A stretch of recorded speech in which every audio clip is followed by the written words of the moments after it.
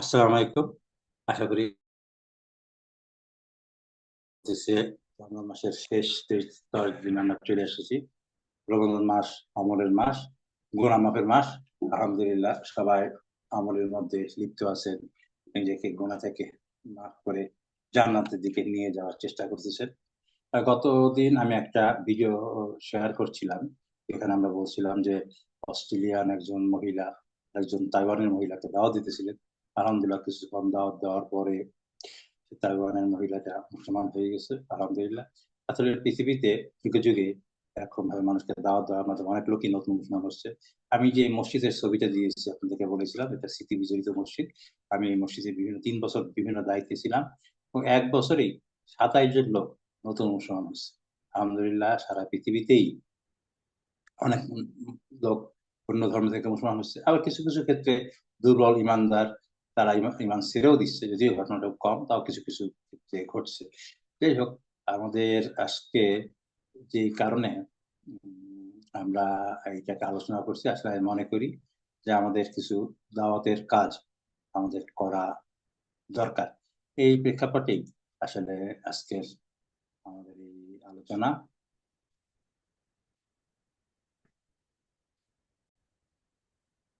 যে এখানে আমি যেহেতু প্রথমে আমি বলছি যে আমি আসলে কোনো আলেম নই, তো সেজন্য আমি নিজ থেকে কোনো কথা বলবো না। এখানে বিভিন্ন কোরআন শরীফের বাংলা অনুবাদ আছে, ওয়েবসাইট থেকে নাও, আমি সেটা বিষয়ে আলোচনা করবো। প্রথমে আমি আলোচনা করবো সূরা আল আসর। সূরা আল আসর যেখানে আল্লাহ পাক বাংলায় বলতেছেন, আরবিতে এখানে লেখা আছে ওয়াল আসর ইন্নাল ইনসানা লাফি খুসর ইল্লাল্লাযীনা আমানু ওয়া আমিলুস সলিহাতি ওয়া তাওয়াসাউ বিল হাক্কি ওয়া তাওয়াসাউ বিস সাবর।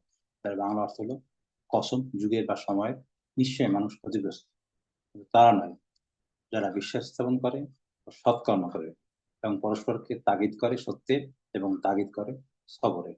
তার মানে বোঝা গেল যে চারটা গুণ যদি মানুষ থাকে তাহলে সে ক্ষতিগ্রস্ত না। কি কি গুণ? একটা হলো যারা বিশ্বাস স্থাপন করে, আলহামদুলিল্লাহ আমরা বিশ্বাস স্থাপন করছি, সৎকর্ম করে, সৎকর্ম করছি, পরস্পরকে তাগিদ করে সত্যের এবং তাগিদ করে সবরের। এই যে পরস্পরকে সত্যের দিকে তাগিদ করা, এই জিনিস নিয়েই, এই উদ্দেশ্য নিয়েই আজকের আমার এই আলোচনা। তা আমরা যদি দেখি কোরআন শরীফের যে প্রথম যে সূরা, সেটা তো সূরা, আমরা জানি সূরা ফাতিহা। সূরা ফাতিহার পরের যে সূরাটা, সেটা হলো সূরা বাকারা।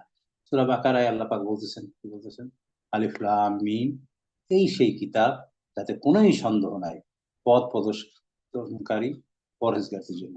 অর্থাৎ আমরা যদি পরহেজগার হই, পথ প্রদর্শিত হই বা সঠিক পথে থাকি, তাহলে আমাদের জন্য এই কিতাবের কিছু নেই, কোনো সন্দেহ নাই। আর যারা অদেখে বিষয়ের উপরে বিশ্বাস স্থাপন করে এবং নামাজ প্রতিষ্ঠা করে, আর আমি তাদেরকে রুজি দান করেছি, তার থেকে ব্যয় করে।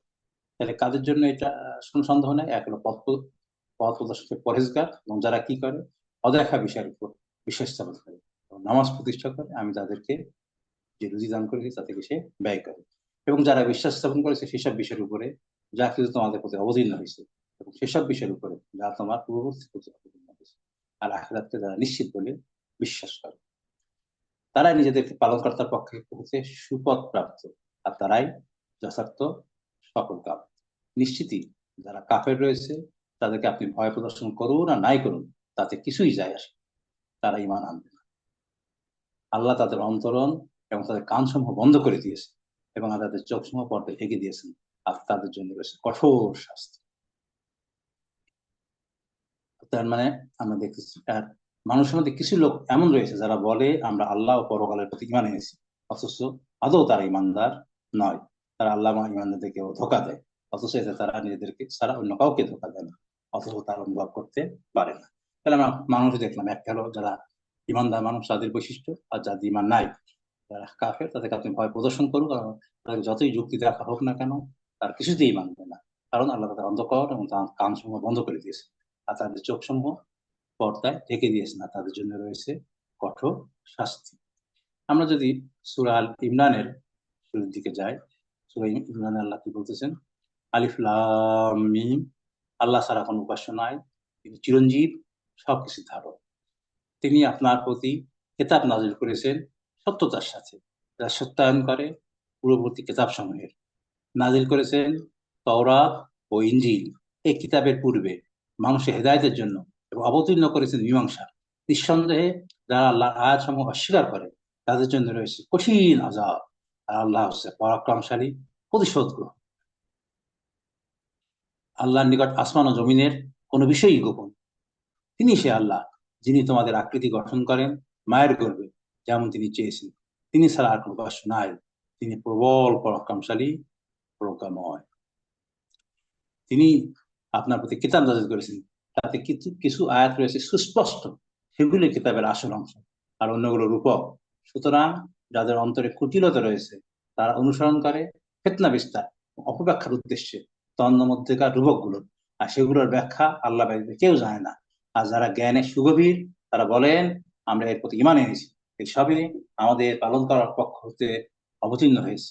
আর বোধ শক্তি সম্পন্নরা ছাড়া কেউ শিক্ষা গ্রহণ করে না। তার মানে আমরা যেটা দেখতে পেলাম যে কোরআন শরীফে কিছু জিনিস আছে যেটা হয়তো রূপক অর্থে, কিন্তু যারা ফেতনাবাজ তারা কি করে, যাদের অন্তরে কুটিলতা রয়েছে তারা অনুসরণ করে, ফেতনা বিস্তার করে অপব্যাখ্যার উদ্দেশ্যে আমাদের রূপক। আর সেগুলোর ব্যাখ্যা আল্লাহ তাআলা ছাড়া কেউই জানে না। যারা জ্ঞানে সুগভীর তারা বলে আমরা এর প্রতি ঈমান এনেছি, এই ছবি আমার পালন করার পক্ষ থেকে অবতীর্ণ হয়েছে।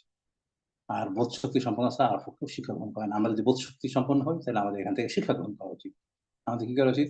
হে আমাদের পালনকর্তা, সরল পথ প্রদর্শনের পর তিনি আমাদের অন্তরকে সত্য লঙ্ঘনে প্রবৃত্ত করো না, এবং তোমার নিকট আমাদেরকে অনুগ্রহ দান করো। তুমি সবকিছু দাতা। আমরা আল্লাহর কাছে দোয়া করা উচিত। আমাদের যে বিভিন্ন রকমের শয়তান আছে, একটা তো মানুষ শয়তান, এবং এই জন্য যারা শয়তান আমাদেরকে বিভিন্ন ভাবে ধোকা দেয়, আমাদেরকে এই করে, এই জন্য আল্লাহ দোয়া করতে বলছেন। যার বাংলা তো সূরা নাস, তার বাংলা অর্থ বলুন আমি আশ্রয় গ্রহণ করিতেছি মানুষের পালনকর্তার, মানুষের অধিপতি, মানুষের মাবুদের, তার অনিষ্ট থেকে, যে কুমন্ত্রণা দেয় ও আত্মগ্রহণ করে। যে কুমন্ত্রণা দেয় মানুষের অন্তরে, জিনের মধ্যে থেকে অথবা মানুষের মধ্যে থেকে। তার কুমন্ত্রণাকারী কি আছে? জিনও আছে অথবা মানুষও আছে।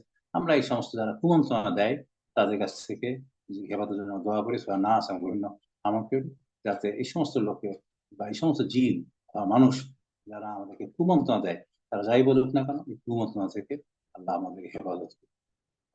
আমিন।